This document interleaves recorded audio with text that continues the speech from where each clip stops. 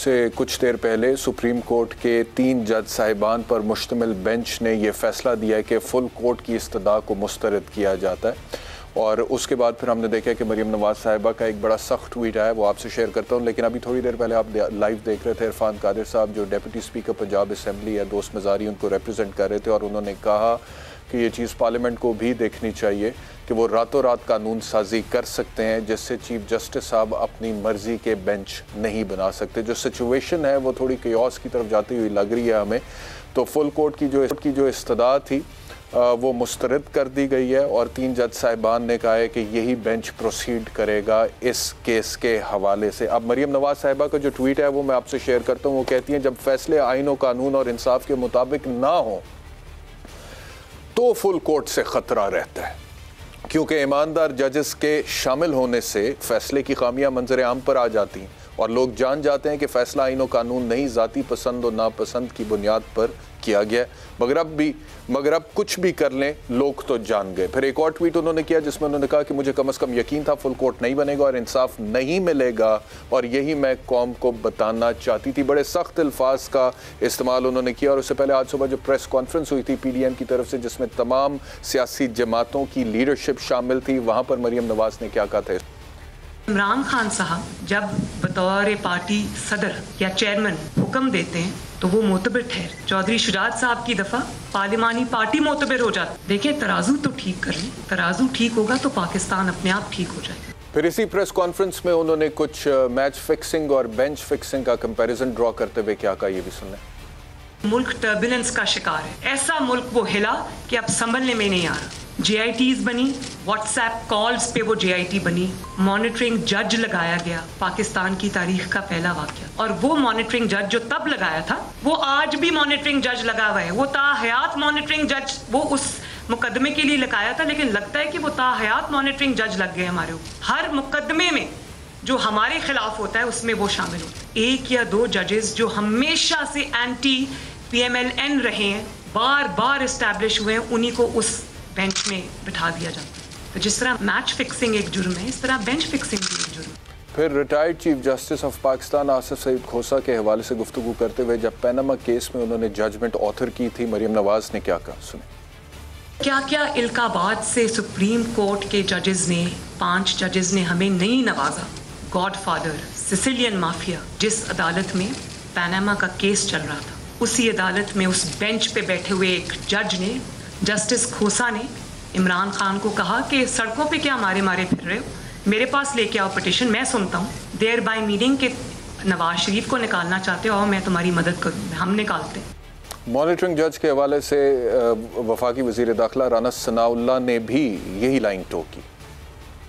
ऐसे जज साहबान जो ख़ास तौर पे पाकिस्तान मुस्लिम लीग नून के ख़िलाफ़ मॉनिटरिंग जज की जो है वो जिम्मेदारियां भी निभाते रहे हैं और उन बेंचेस में भी शामिल रहे हैं जिन बेंचेस से मियां नवाज शरीफ को सज़ा दी गई। मुत्तफ़िका फैसला है पूरे इत्तेहादी जमातों का कि अगर फुल बेंच तश्कील नहीं दिया जाता तो हम फिर इस प्रोसीडिंग्स का जो है वो बाइकआउट करेंगे। तो ये राना सनाउल्लाह कह रहे थे कि अगर फुल कोर्ट तश्कील नहीं दिया जाता तो हम प्रोसीडिंग्स का बॉयकॉट करेंगे। अब फुल कोर्ट तो तश्कील नहीं दिया गया जो सुप्रीम कोर्ट ने फैसला किया, अब ये बॉयकॉट करेंगे, उसके क्या असर पड़ेगा, क्या असर नहीं पड़ेगा, ये थोड़ी देर में हम डिस्कस करेंगे। But before we go there, सुबह की जो प्रेस कॉन्फ्रेंस थी वो बड़ी दबंग थी और मौलाना फजल रहमान जिन्होंने कुछ अरसे बाद एंट्री दी है उन्होंने भी क्या कहा, उन्होंने भी सीधा सीधा कहा कि हमें अदम एतमाद है, एतमाद नहीं।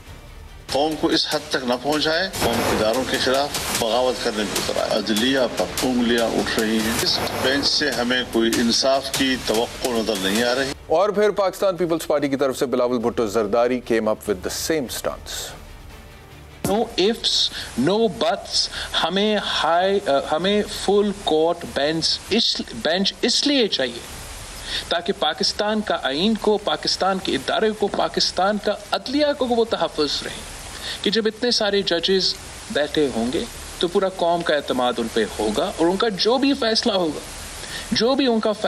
वो उसको गैर मुतनाज़ तरीके से न्यूट्रल एक फैसला अलग। तो ये जितनी भी डिमांड आपने सुनी है फुल कोर्ट के हवाले से, इसके ऊपर chief justice of Pakistan justice Umar Ata Bandial की जो रिमार्क्स हैं आज सारे दिन प्रोसीडिंग्स में, वो ये है जी, वो कहते हैं जी फुल कोर्ट सितंबर में ही बन सकेगा, क्या तब तक सब काम रोक दें?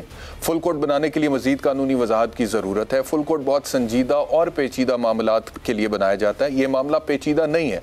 आज ज़्यादा वोट लेने वाला बाहर और 179 लेने वाला वज़ीर आला है। हमजा शहबाज को वज़ीर आला बरकरार रखने के लिए ठोस बुनियादें दरकार हैं, रियासत के काम चलते रहने चाहिए। ये केस हमारी आर्टिकल 63 की राय की बुनियाद पर है। हम फरीकैन को सुनकर फैसला करना चाहते हैं, एक तरफा फैसला नहीं कर सकते हैं। 10 साबिक सदूर के कहने पर फैसला नहीं कर सकते, दूसरी तरफ को भी सुनना पड़ेगा। यानी कि वो जो सुप्रीम कोर्ट बार एसोसिएशन के 6 सदूर ने मिलकर रिव्यू फाइल किया है, उस फैसले का जो सदारती रेफरेंस के नतीजे में सुप्रीम कोर्ट ऑफ पाकिस्तान ने दिया था, जिसमें उन्होंने कहा कि मुनहरिफ अरकान का वोटिंग काउंट नहीं होगा, उसका रिव्यू फाइल किया था। उन्होंने कहा था कि ये इनके कहने पर हम इस तरह से नहीं कर सकते, दूसरी पार्टी को भी सुनना पड़ेगा। अब इस तरफ से तो जो बातें थी वो आपके सामने रख दी। पीटीआई से फवाद चौधरी ने कैसे रिस्पॉन्ड किया भी सुन। सिसिलियन माफिया की टर्म सुप्रीम कोर्ट ने माजी में इस्तेमाल की है इस ग्रोह के लिए जिसने आज ये प्रेस कॉन्फ्रेंस की है। आज इन्होंने अपनी बातों से सुप्रीम कोर्ट को उड़ाने की कोशिश की है। इस वक्त ये जो हुकूमत है इसने सुप्रीम कोर्ट को दबाव में लाने के लिए एक काम किया। देखा है ग्रोह जिसने आज प्रेस कॉन्फ्रेंस की है कि अगर बेशर्मी की और बेगैरती की कोई तस्वीर लगानी हो तो इनकी तस्वीर लगा दें। डिक्शनरी में अगर आपने देखना होगा ये कौन लोग हैं। एक और जगह पे इसी प्रेस कॉन्फ्रेंस में क्या कहा उन्होंने, सुनना। अब कह रहे हैं फुल कोर्ट बनाए। यही 3 जजेस जो हैं ये स्पीकर रूलिंग केस का हिस्सा थे। उस वक्त भी रात 12 बजे अदालतें खुली। डिप्टी स्पीकर की जो रूलिंग थी हम आईनी और कानूनी रास्ता लिया। हमने सुप्रीम कोर्ट के खिलाफ जो है वो जजों के खिलाफ बैठ के प्रेस कॉन्फ्रेंसें नहीं की हैं। तो आईनी और कानूनी रास्ता लिया। मुझे याद है कितना आईनी कितना कानूनी था। जब रूलिंग आई थी डेप्यूटी स्पीकर कासिम सूरी की, तो उसके बाद सुप्रीम कोर्ट ऑफ पाकिस्तान जब खुली थी रात को, तो जितना इस बात पर वावेला मचाया गया था कि रात के अंधेरों में सुप्रीम कोर्ट का खुल जाना और कैसे खुल गई और इसके पीछे क्या मुहर्रिकात हैं, कैसे मुहर्रिकात हैं, कैसे हो गया, और उसके बाद जो फैसला है उसके बाद जितनी उसके ऊपर तनकीद हुई, फिर सुप्रीम कोर्ट के वो जज साहिबान जिन्होंने फैसला दिया उनके हवाले से सोशल मीडिया में जो मिलिशियस कैंपेन चली और उनकी तस्वीर पर जो कुछ लिखा गया, जिस तरह से उन तस्वीर को अवाम के सामने प्रेजेंट किया गया, वो सब कुछ हमें याद है। बहरहाल जब किसी का दिल करता है वो फरिश्ता बन जाता है, जब किसी का दिल करता है वो कहता है कि जी ऐसे नहीं, ऐसे